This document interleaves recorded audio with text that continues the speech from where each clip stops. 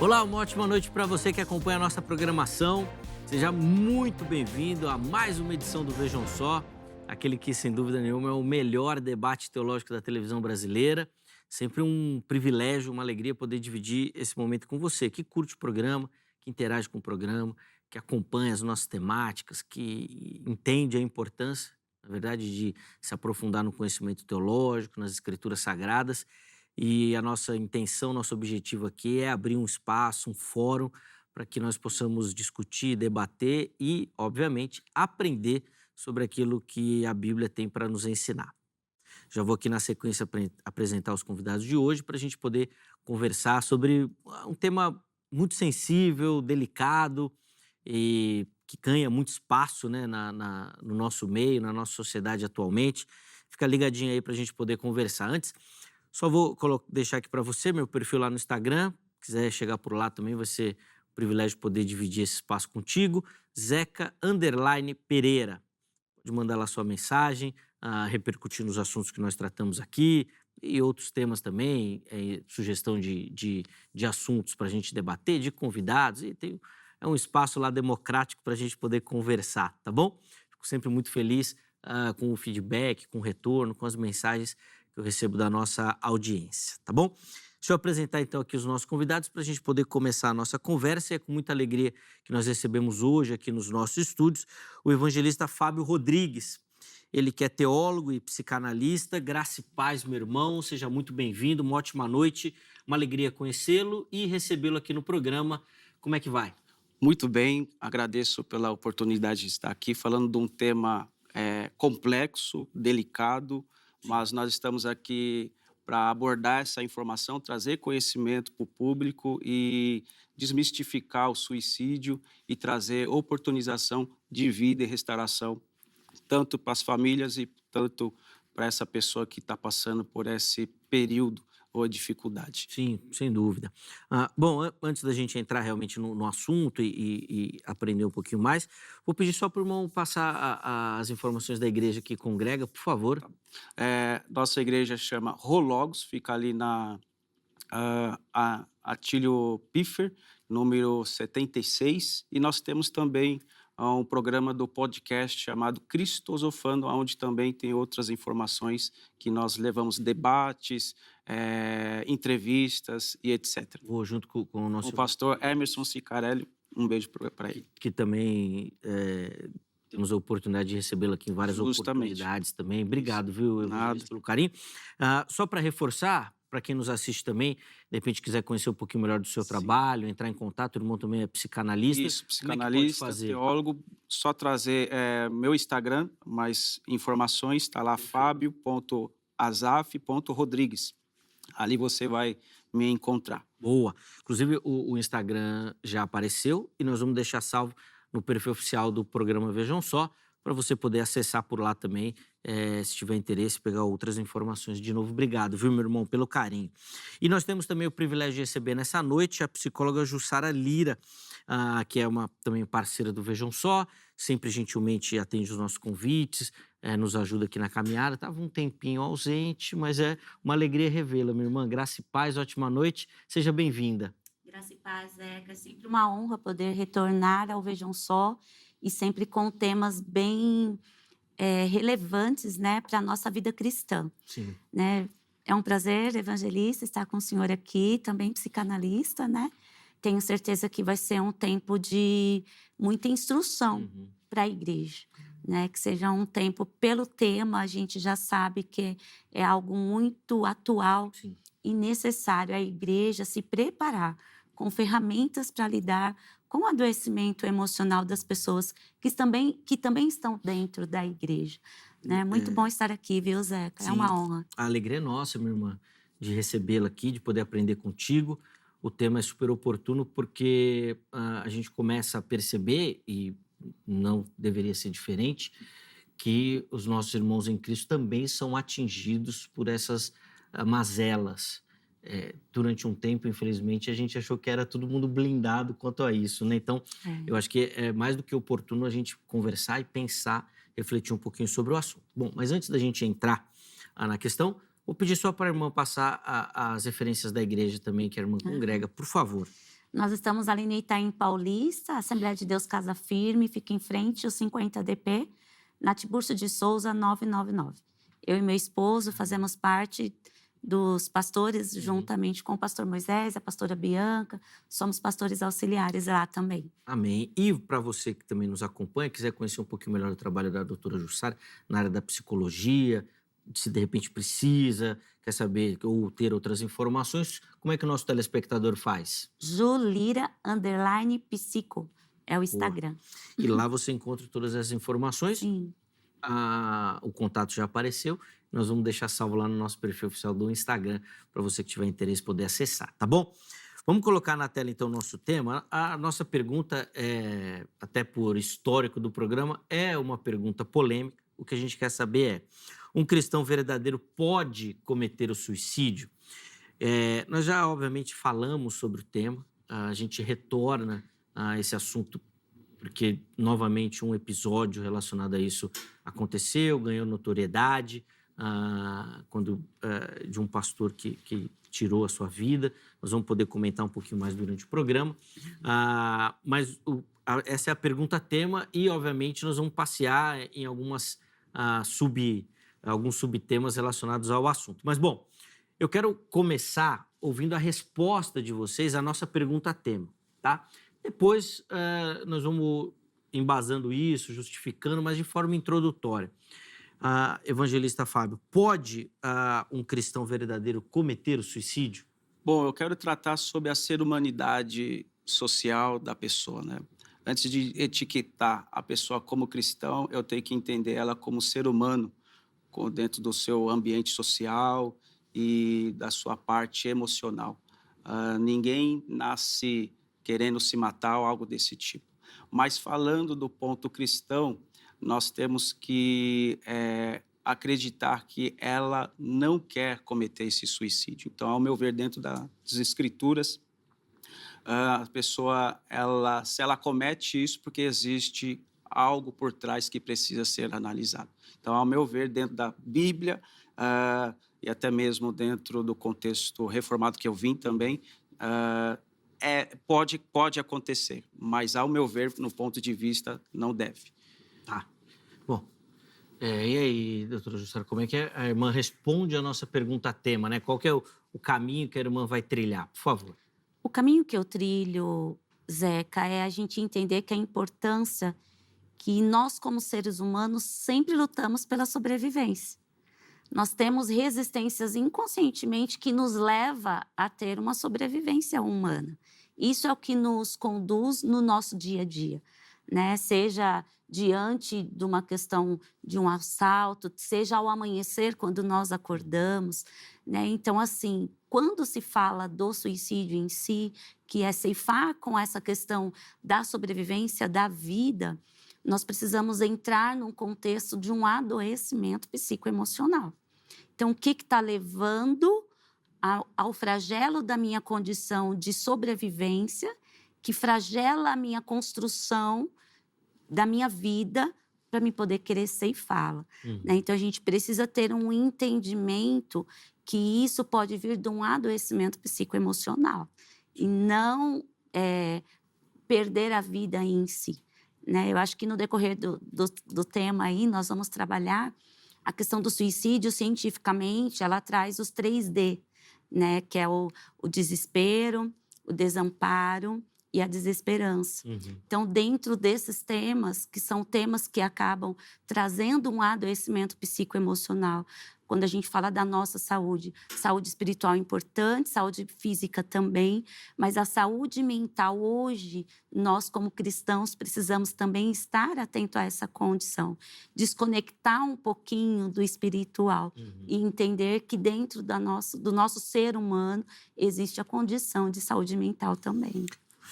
Sem dúvida, eu acho que talvez o mundo pós-pandemia tenha dado mais valor a isso. Um start, né? Essa questão da saúde mental.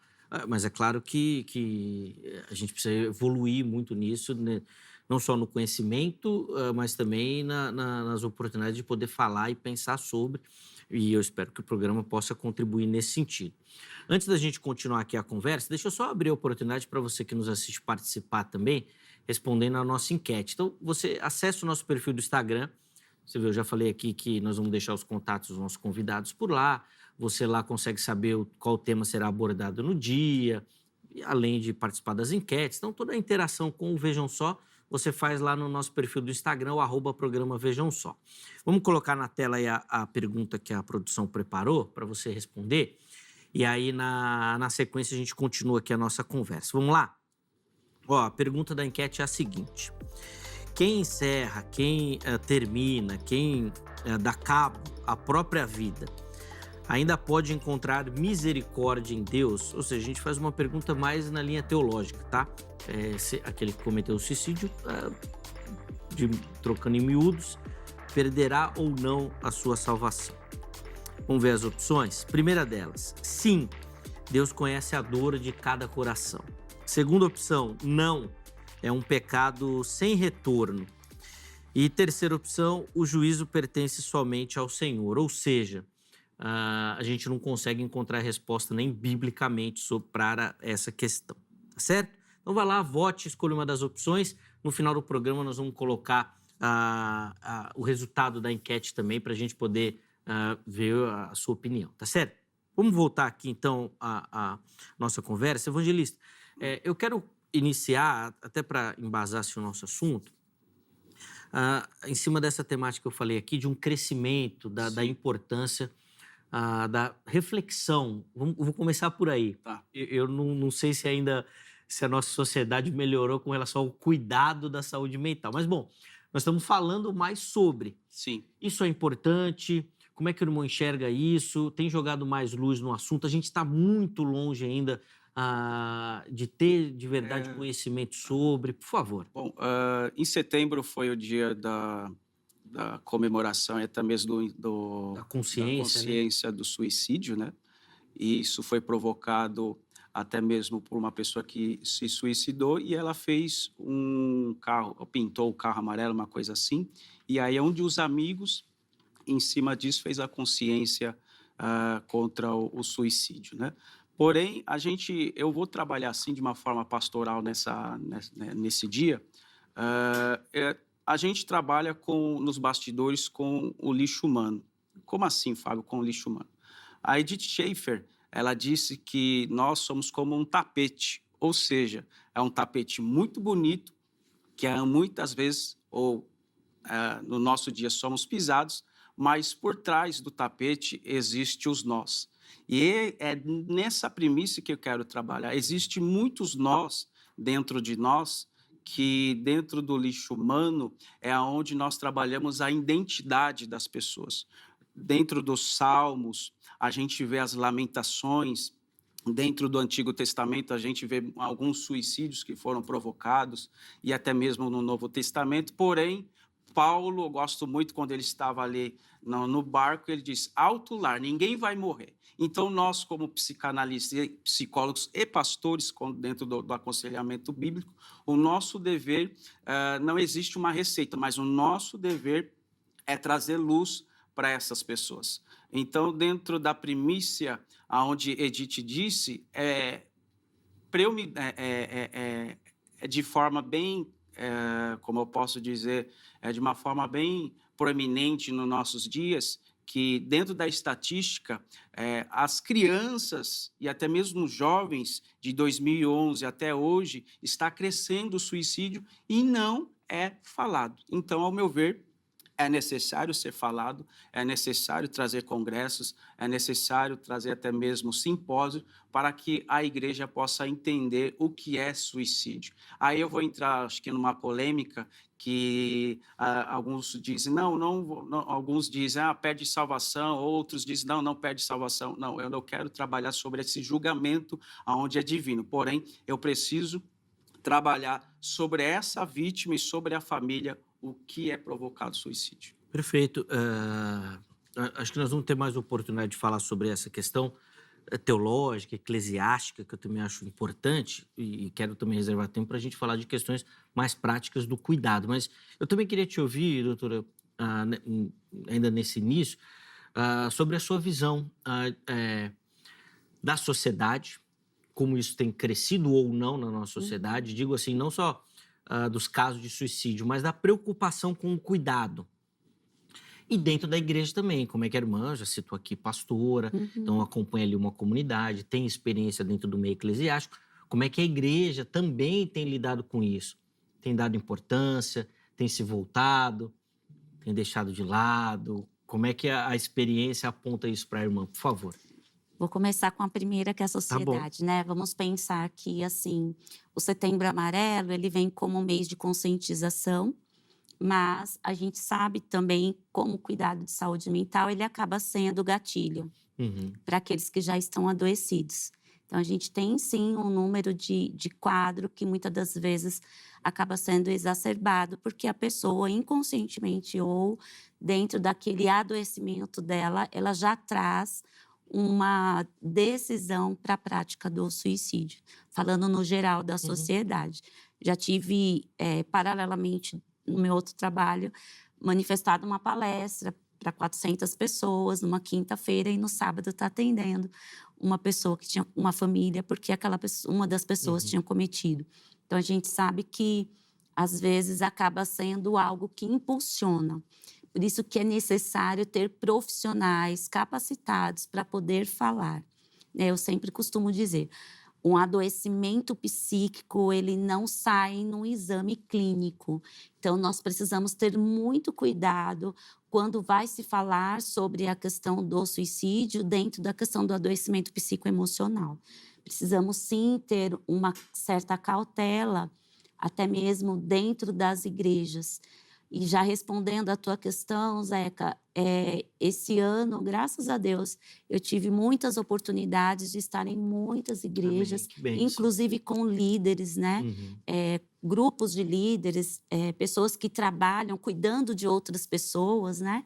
Justamente para poder falar um pouquinho. Então, eu vejo que assim a igreja tem despertado para um tema que é importante, que não é só o tema da saúde mental, mas o tema do suicídio. Acho que assim a igreja está rompendo alguns paradigmas e tem se despertado para este momento.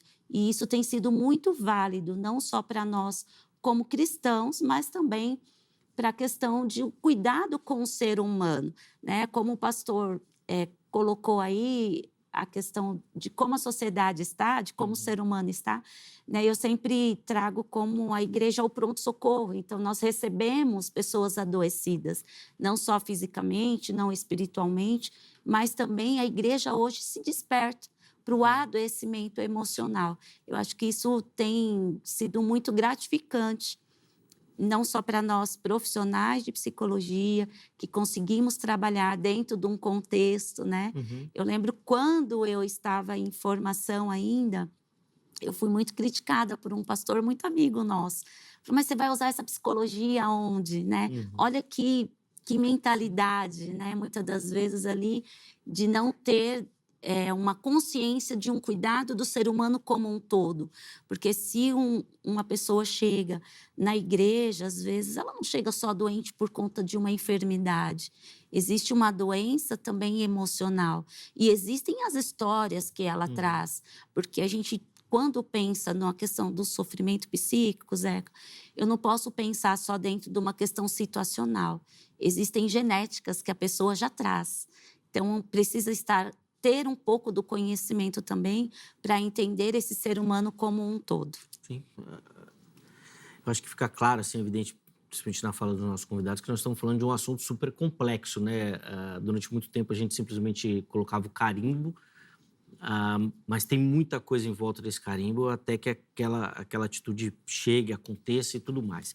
E aí, evangelista Fábio, o irmão comentou de uma situação que eu quero explorar um pouco, que o irmão falou, assim, no finalzinho da sua fala anterior, do cuidado com a família. Sim. Ou do cuidado com aqueles que estão próximos. E aí, nessa linha, eu vou explorar um pouquinho mais essa área teológica, eclesiástica com o irmão, porque eu fico muito com a preocupação nesse sentido. Às vezes a igreja quer responder essa pergunta de se a pessoa perdeu ou não a salvação, se vai ou não para o céu, e isso acaba sendo um problema não mais para a pessoa, porque a situação dela está resolvida com Deus. Sim. Deus que sabe. A igreja já não tem mais o que fazer com relação àquele que se foi. Sim. mas tem muito o que fazer com aqueles que ficam. E, às vezes, o trato com a situação acaba atrapalhando aqueles que ficam. Sim. A família. Queria que o irmão comentasse um pouquinho sobre O isso. suicídio, talvez ela concorde, a psicóloga concorde comigo ou não, é um ato egoísta. Porque depois que a pessoa parte, existem consequências, e talvez irreversíveis, tanto no âmbito familiar e também fora, né? Amizades e tudo mais, as lamentações. Então, eu estou até mesmo estudando aconselhamento bíblico numa determinada denominação, até mesmo quero incentivar os pastores a fazer aconselhamento bíblico, teologia do aconselhamento bíblico. E quando existe essas situações, ou quando há sinais do suicídio, ou até mesmo quando existem essas provocações humanas, no caso do indivíduo, a primeira coisa que tem que ser analisada é a família, e até mesmo informar a família.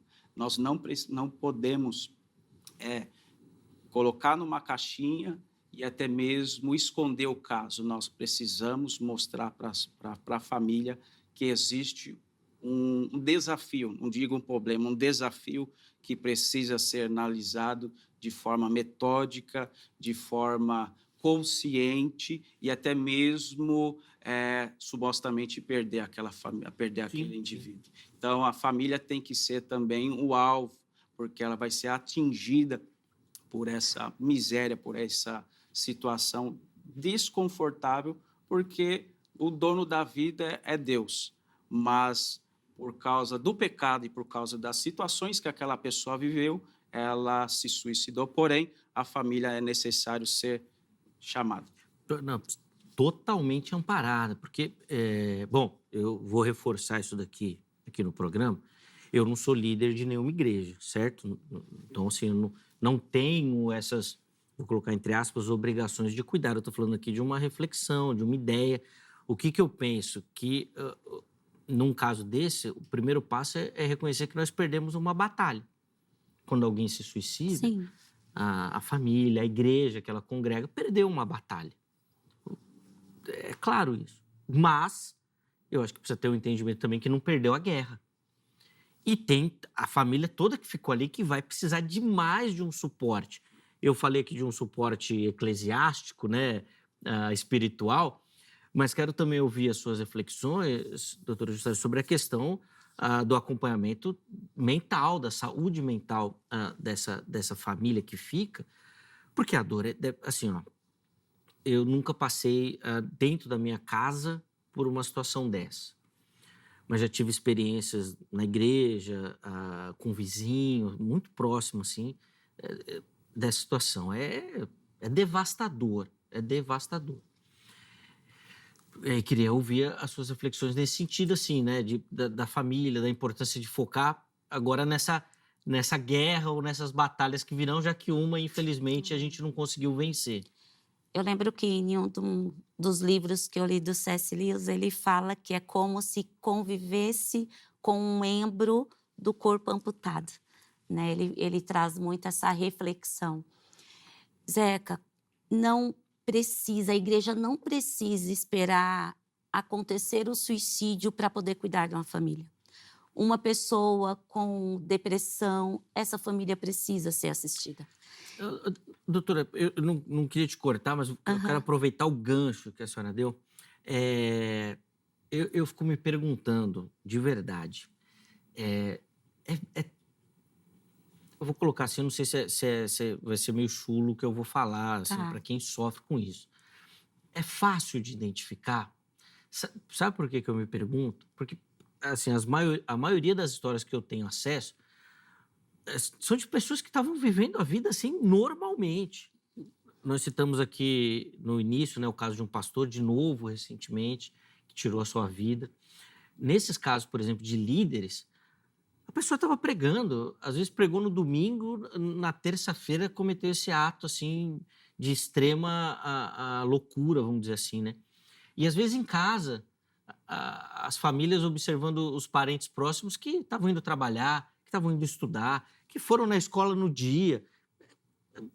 me pergunto, como é que são esses sinais? O que a gente precisa ficar atento? O que mostra? O que essa pessoa fala nesse tipo de situação? Ou realmente é algo que fica bem... Precisa estar muito atento? O que seria o desespero, né? Vamos dizer, o que seria o primeiro D, né? Que a gente tem aí, o desespero. O desespero é justamente aquilo que ele não consegue ver a saída, né? Como que a gente consegue identificar? Eu costumo dizer, o sofrimento psíquico, ele é identificado primeiramente no comportamento e na fala. Aquilo que eu não estou aguentando mais. Então, ele sempre vai trazer uma reflexão ou, por exemplo, não estou suportando esse tapete aqui na sala, não estou suportando tal coisa em tal lugar, não estou suportando... Ali já existe um sofrimento psíquico. Então, a gente precisa estar atento. É um conjunto, Zeca. Uma questão comportamental, a gente precisa entender como um todo. É um emprego que muitas das vezes a pessoa não está dando conta. Ah, você me falou de líderes, tá? Mas é a história desse líder. O que ele vem passando, vamos pensar nos últimos 6 meses. É um desespero, né? A desesperança por conta de, muitas das vezes, ter pessoas que abandonam o ministério e ele fica ali sozinho. Se sente desamparado por um público que ele está ali para fazer uma entrega e não tem o retorno daquela entrega, porque ele também é um ser humano. Sim, sim. É o famoso, a pessoa que cuida de gente e quem cuida dessa E pessoa, quem né? cuida dessa pessoa, justamente isso. Então, é pensar dentro de um contexto de que o quanto a pessoa dá conta daquele sofrimento que está sempre ali latejando dentro dela. Então, a questão psicoemocional, a gente chama da canalização da energia psíquica, é justamente aquilo que fica depositado de forma muito intensa. Pastora, eu só vou pedir licença, infelizmente, por causa do nosso tempo. Tá. Mas daí eu vou chamar o intervalo e a gente volta na sua reflexão aqui. É que, infelizmente, eu preciso fazer essa pausa aqui para pagar os nossos comerciais. Mas a gente volta, tá bom? Então, e você que nos assiste, fica ligadinho, porque nós vamos continuar sobre essa reflexão, falar um pouquinho, aprofundar um pouquinho mais o assunto.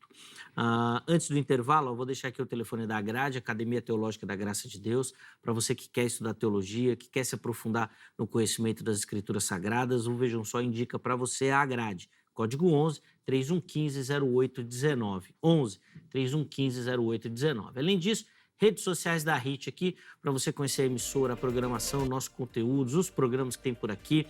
Vem para a HIT que eu tenho certeza que você vai se apaixonar. Intervalo rápido, Vejam Só vai, mas na sequência nós já estaremos de volta.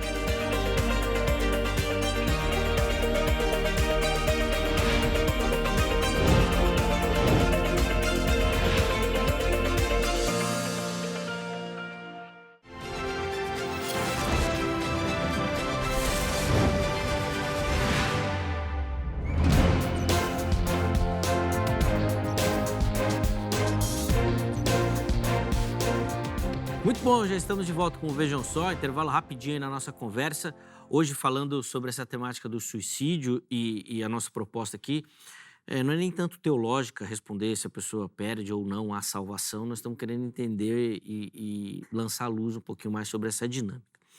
Infelizmente eu precisei encerrar o primeiro bloco no meio da fala da doutora Jussara, do raciocínio, mas nós vamos tentar retomar essa questão, tá, doutora Jussara? Inclusive, a gente falava exatamente sobre os sinais, né? Como é que quem está próximo consegue perceber e até se a pessoa dá, né, de verdade, algum sinal. E eu mencionei que via de regra, parece que, bom, pelo menos a maioria, né, das pessoas leva uma vida normal. Inclusive, eu vou abrir, eu não sei por que eu faço isso, né, mas vou abrir meu coração aqui, falando da minha experiência. Quando eu comecei a fazer terapia, foi um pouco nesse sentido, né? Porque eu achava que minha vida era normal, né? Até o psicólogo falar, tem alguma coisinha aí que você precisa olhar e cuidar. Mas eu mesmo não conseguia reparar, né? Então, eu fico muito atento com essa questão, porque eu acho que nem sempre a pessoa manda um sinal. Mas alguma coisa muda ou Sim. muda na história de vida da pessoa.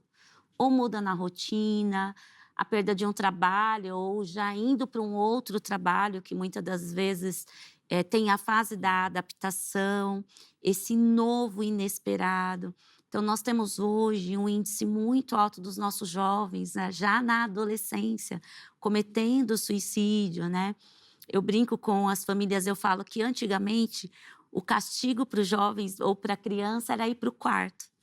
E hoje é para os pais tentar tirar essas crianças de dentro desse quarto, né? A gente tem um contexto também de uma comparação, né? Falando um pouco dos jovens. Então, a gente precisa estar atento, Zeca, sempre ao comportamento. Mudanças de comportamento que vão surgindo, né? O que gostava de comer, ou que não gosta mais de estar junto, o isolamento. Então, são sinais que a gente fala, até mesmo dentro dessa própria rotina. Ah, mas é alguém que não apresentou sinal nenhum. Mas se você está de fora e está vendo que ela está passando, vamos pensar aí numa questão de um líder, né? Então, ele vem pós-pandemia, tentando continuar pregando o evangelho, meio com tantas dificuldades, seja ela financeira, muitas igrejas que acabaram que optar por ir para as redes sociais, o templo ficou, né, um pouco menor, né, e ganhou, sim, uma visibilidade um pouco maior dentro da questão da rede social, lidar com essa exposição, questões familiares que muitas das vezes esse líder também passa. Então, a gente precisa estar atento a esse adoecimento, que às vezes estar lá é aquilo que o papel obriga ele de estar ali para fazer. O papel obriga que ele esteja ali, né? Mas o adoecimento psicoemocional está ali, está latente. Existe interiormente uma questão de desespero, de desamparo, porque tenho todo mundo, mas quando se trata de mim, eu estou sozinho. Sim. Evangelista, eu também fico com uma questão que às vezes me salta aos olhos, que é esse confronto de gerações que normalmente a gente vive, né? Sim, Então, por exemplo, eu sou um cara nascido nos anos 80, mas sim. minha adolescência, juventude Certo. nos anos 90. Onde alguns temas a gente nem tratava, porque o pessoal falava, "Ih, coisa boba", Sim, sim. ou menosprezava isso. Hoje são temáticas que ganham grandes proporções. Então, por exemplo, às vezes aqueles romances da adolescência, todo mundo já sofreu por um amor da adolescência, mas hoje parece que é o fim do mundo, né? Questões relacionadas ao trabalho também, todo mundo já passou por uma desilusão profissional, mas hoje também parece que isso é um grande problema. Como é que essas gerações vão se enfrentando? Porque às vezes as dores de uns são tão grandes, mas não são sentidas pelos outros, né? Sim. E pais e filhos e líderes e tutelados às vezes têm esses desafios. Eu vou falar de mim, talvez é a primeira e a última vez que eu vou falar sobre isso. Eu já tive essa crise de suicídio. Lacan fala sobre isso por busca de sentido e Freud fala que é uma fuga, né? Foi difícil, a minha família, ela não entendia o que era isso. Meu pai veio de uma outra geração, pensava que isso era frescura, mas quando eu busquei ajuda psicológica, nem foi pastoral, foi psicológica, ele identificou alguns fatores que era necessário ser trabalhados. E graças a Deus, ele entendeu que era a busca de sentido. Ser cristão, às vezes a gente falta sentido na vida. Ser pastor não é somente fazer sermão ou algo desse tipo. A geração que nós trabalhamos hoje é totalmente diferente da passada. Antigamente era bolinha de gude, era futebol, a gente conseguia, entre aspas, resistir a algumas pressões. Hoje, a geração atual hoje se trabalha com burnout, hoje trabalha com ansiedade, se trabalha com TAG, que é transtorno geral de ansiedade, que eu tinha, por repetições de trabalho dentro da igreja e outras coisas.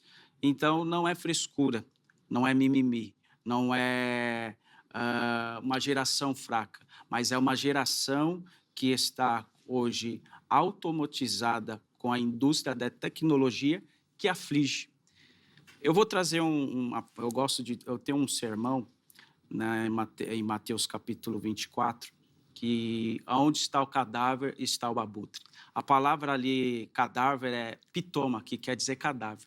Tem muitos cadáveres dentro da nossa sociedade, dentro da igreja, que está morto. Sim. E que está em volta a muitos abutres, seja no Instagram, seja nas mídias sociais, e em um clique pode fazer mal. Então, que você estiver passando por essa deficiência, por essa pressão, evite, porque é onde a tecnologia também está fazendo mal. Sim. E que pode as pessoas são provocadas ao suicídio. Às vezes, eu vou em alguns debates, converso com o pastor, e faz os cortes que destrói a nossa imagem. E se nós não tivermos uma inteligência emocional, se nós não tivermos um amparo de um pastor que tem experiência, a gente destrói todo o nosso trabalho. Mas você deu até uma ideia para um tema aqui, ó. Crente que faz corte para denegrir a imagem de outro crente. É crente mesmo? É que tem muito Eu acho que crente não. nessa frase aí, mas depois nós temos que melhorar isso. Mas, rapaz, é boa Sim, tem muitos. essa reflexão Você é boa. não é o que é dentro Não, de uma sim, mídia. faz todo sentido, porque a pessoa... Eu posso destruir uma vírgula da sua vida e você não é isso. Exatamente isso, essa reflexão que o irmão levantou, porque faz para denegrir a Ele imagem maldosamente. maldosamente, é verdade. Pô, rapaz, dá um bom tema isso daí. Pensando aqui agora, dá para conversar bem sobre isso. Mas, doutor, eu quero te ouvir ainda nessa Sim, perspectiva aqui que o evangelista levantou, da tecnologia. Eu não quero demonizar a tecnologia, acho que esse é um caminho sem volta, a tecnologia está aí, a gente vai lidar e precisa melhorar. Agora, o que a gente achou que seria uma coisa boa, parece que está atrapalhando, não é verdade? Nós estamos falando de uma geração que tem um conhecimento, talvez aos 10 anos de idade, que algumas gerações anteriores não tinham com 80. Tinham acesso a conhecimento e a informação. Gente que passou a vida inteira e não conseguiu acessar tudo isso. As redes sociais também, conectividade, sempre conectado. Como é que tudo isso está mexendo com a nossa geração aí? E a gente está falando de uma geração que está na tecnologia, mas que não tem amadurecimento, né? Fechamento de córtex, não tem amadurecimento ainda para poder entender esse bombardeio de informações que eles acabam recebendo. Eu acho que é essa questão do amadurecimento, como o evangelista acabou colocando, era bolinha de gude, né? Era correr atrás da bola, era tomba-lata, era tantas brincadeiras que, nessas brincadeiras, Zeca, o que nós tínhamos? Nós tínhamos troca, relacionamento, nós nos relacionávamos com pessoas, com crianças, com adolescentes da nossa idade. Eu lembro ainda na escola de ter, na Semana das Crianças, aquelas gincanas, que montava equipes contra, né, série contra Era série. face no face, né? Não era? A gente tinha muito disso. Isso era muito gratificante, porque a gente tinha uma questão de troca de relacionamento. Quando a gente fala do tecnológico, é tudo muito frio, né? Se a gente for pensar nas palavras relacionamento, né? Relacionamento, né? Se a gente for pensar na palavra sentimento, é a forma que a minha mente sente, ou na forma que eu tenho sentido, né? A forma que eu começo a sentir, né? E aí vai me gerar um pensamento. Então, se a gente for parar para pensar dentro de um contexto de construção, a gente não constrói mais nada, a gente já recebe tudo. Então, a gente não tem mais um tempo nem de construir, como você mesmo citou, a questão do namoro, da carta, né? De, nossa, vou perfumado hoje para a escola porque ela vai estar lá, vou ver na hora da saída. Então, a gente não tem mais a conquista. Então, tudo isso não tem nem como inserir nessa geração, porque nós temos uma condição muito mais rápida. Eu vou para a rede social e já vejo quem é o tipo de namorada ou de menina que eu estou paquerando, que eu estou querendo paquerar, com quem que ela já namorou, quais são as postagens, né? Então, isso tudo, de certa forma, acaba trazendo um adoecimento, quando a gente fala, porque ele tem isso prejudica o quê?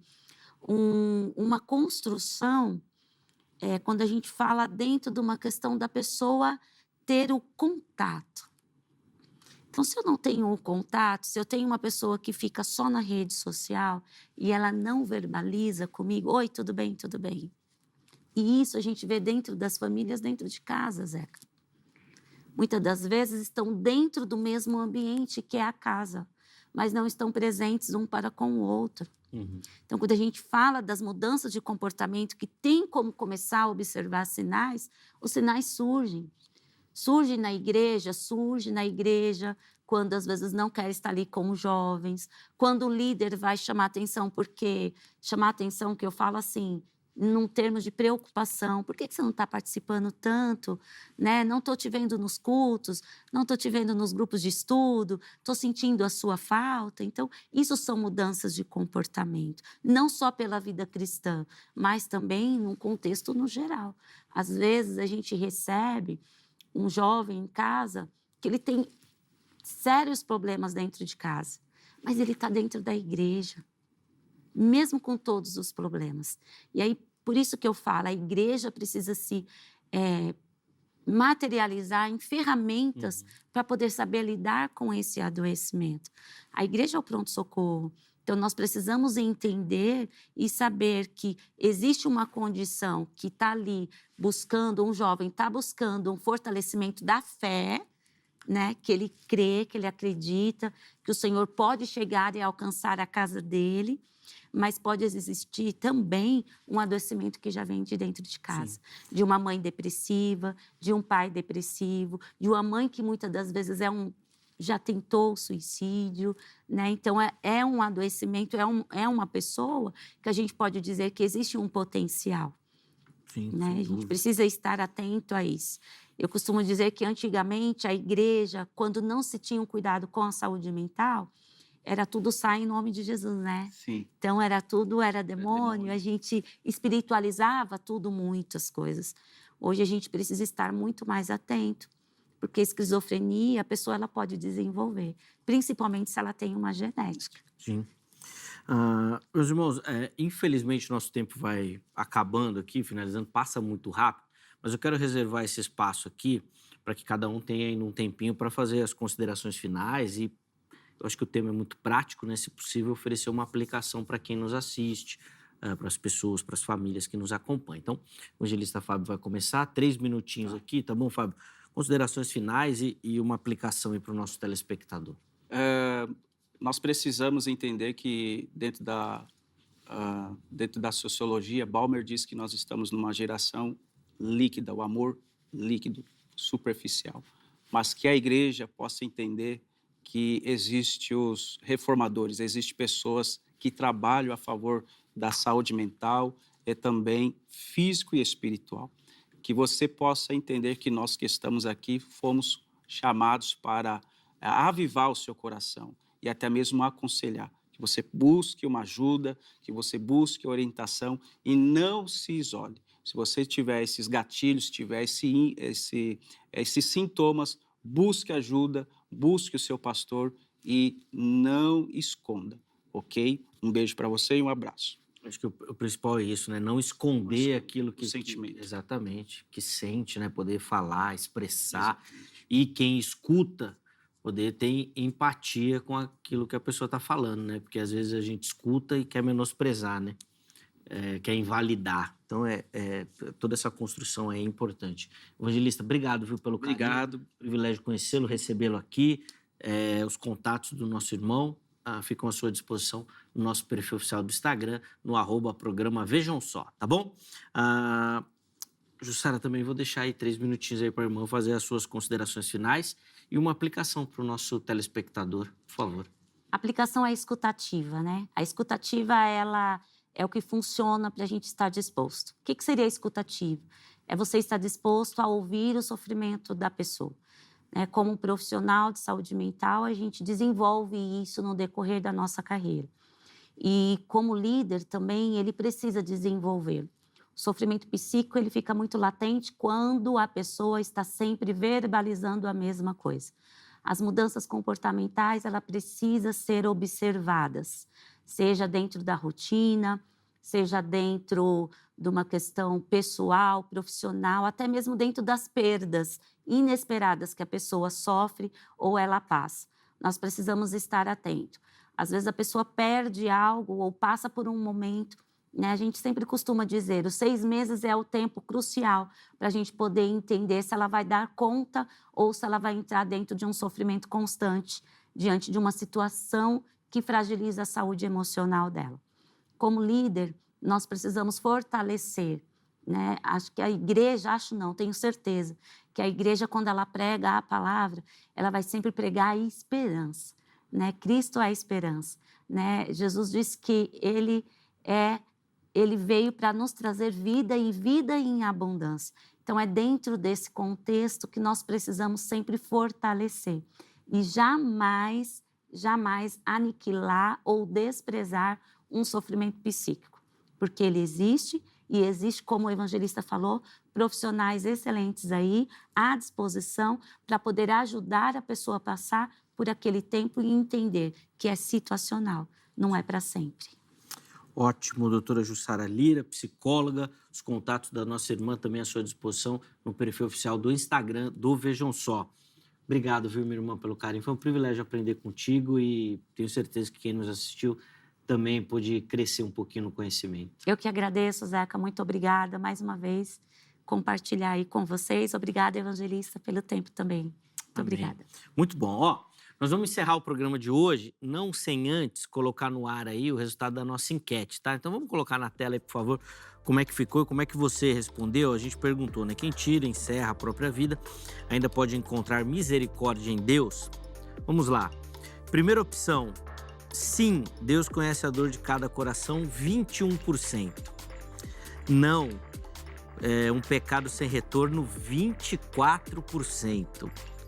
E 56% com a opção o juízo pertence somente ao Senhor. 55%, na verdade, eu falei 56%. Então, a maioria entende que essa questão do suicídio entra numa prerrogativa e cuidado de Deus. É Deus que decide sobre isso, mas um número alto também dizendo que é um pecado sem perdão, né? Bom, muito obrigado a você que votou, que participou, que deu o carinho da sua audiência.